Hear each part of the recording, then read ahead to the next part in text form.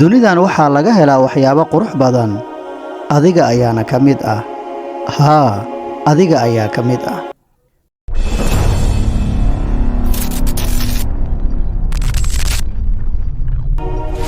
Ha noqon nin u baahi qaba gabdha uu la haasaabo, balse noqo nin rag ah oo u baahi qaba guulaha loo abuuray.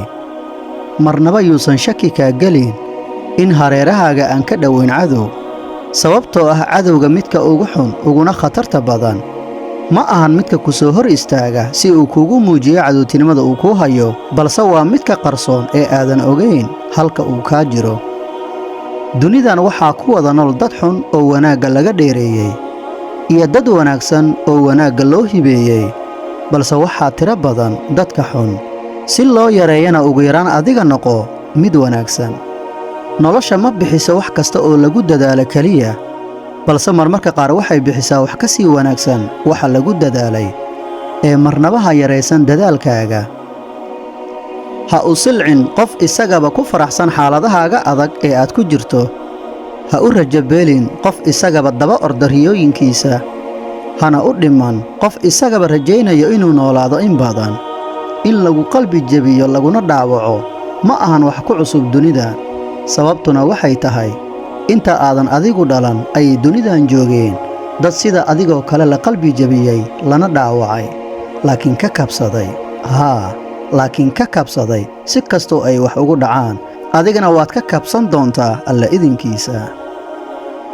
haddii aadan naftaada ku qasbin danteeda iyo waxa u wanaagsan, iyada ayaa kugu qasbi doonto wax aadan ka kabsan doonin waxyeellada ay kuu geysan doonaan. dadka ugu badan ee wax bixiya waa kuwa aan markoodii hore waxba helin, waayo waxay og yihiin xanuunka ay leedahay marka aad weyso waxa aad u baahnayd. haddii ay ku soo gaarto qof ceebtiisa, adiga iska soo qaad oo isweydii, ma jeclaan lahayd in lagu dhex faafiyo dadka dhexdooda ceebtaada? dabcan waa maya. astur ceebaha dadka kale si uu alle kuwaaga u asturo. dadka caajisoolayaasha ah waxay qabtaan shaqo yar, waxayna rajeeyaan inay guulaysan doonaan. laakiin dadka guulaystayaasha ah waxay qabtaan shaqo midda ugu badan oo ay awoodi karaan, welina waxay ka walwalaan inay noqdaan caajisoolayaal. jaceylka dhabta ah ma ahan mid fudud, jaceylka fududna ma ahan mid dhab ah. ugu dambayn, adduunkan waa harka labadiisa gelin oo kale. maanta haddii ay isku kaa toosnayn oo ay kaa jajaban tahay, ha rajo dhigin, sababtoo ah qof kastoo maanta ka muuqda meel sare helayna waxa uu rabay maalin ayuu ku jiray xaaladdaada oo kale.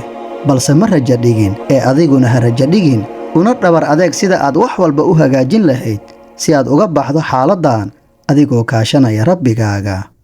aad ayaad ugu mahadsan tahay daawashada muuqaalkan. mahadsanid.